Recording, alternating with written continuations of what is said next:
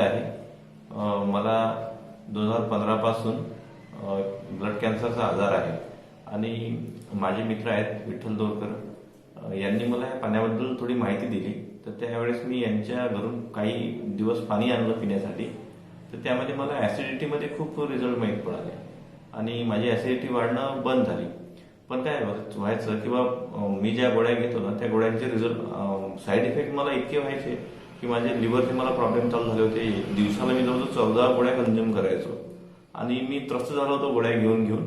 तर माझी एक जी मेन गोळी आहे ती तर मला बंद करता येतच नव्हती. पण अवांतर गोळ्या माझ्या वाढल्या होत्या. तर मला काय व्हायचं की मला व्हायरल इन्फेक्शन जास्त व्हायचे आणि मला जे प्रिकॉशन घ्यावं लागते ती व्हायरल इन्फेक्शनचीच घ्यावं लागते. तर मी इतकं कंटाळलो होतो की ते व्हायरल इन्फेक्शन होऊन होऊन माझी बॉडी एकदम इम्युनिटी एकदम कमी झाली होती. मला काय करावं काही सुचत नव्हतं. तर जसं माझ्या मित्रांनी मला सुचवलं पाण्याबद्दल, तर मी पाणी ट्रायल बेसवर पिलं. मला रिझल्ट चांगला वाटला. मग मी मशीन परचेस केली. तर परचेस केल्यानंतर मला इतके रिझल्ट दिसायला लागले की माझे सगळ्यात पहिले लिव्हरच्या गोळ्या बंद झाल्या. त्यानंतर माझे ट्रीटमेंट टाटा हॉस्पिटल मुंबईला चालू आहे. तर तिथे मला ब्लडमध्ये तिकडे चेंजेस दिसले. माझं ब्लड कंटिन्यू वाढत राहिलं. हिमोग्लोबिन आज माझं पाहिलं तर जवळजवळ 14.40च्या दरम्यान आहे आणि प्लेटलेट माझ्या कॉन्स्टंट राहायला लागल्या. तर माझ्यासाठी हा एक मिरॅक्युलस रिझल्ट होता.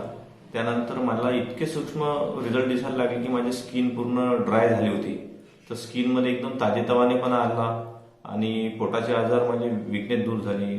माझ्या आईला ऍसिडिटीचा त्रास होता तो कमी झाला. माझ्या मुलांना एक म्हणजे ॲलर्जेटिक प्रॉब्लेम चालू झाले होते. संध्याकाळी तो शिंकायचा, खोकलायचा. तर त्याचा तो बंद होऊन गेला. मला समजलं नाही किंवा हे कशामुळे झालं. पण नंतर ज्यावेळेस आम्ही डॉक्टरांकडे गेलो तर त्यांनी काय विचारलं की तुम्ही यांना काय चेंजेस केलं. तर मी त्यांना सांगितलं पाणी चेंजेस केलं. तर त्यांना ते क्लिअर झालं की पाण्यातून जे अवांतर पाण्यातून जे त्यांना साईड इफेक्ट झाले होते ते ह्या पाण्याने दूर झाले. म्हणजे माझ्या मुलांचं ते टेन्शन पण माझं एक कमी होऊन गेलं. म्हणजे मला एका मशीनमुळे माझ्या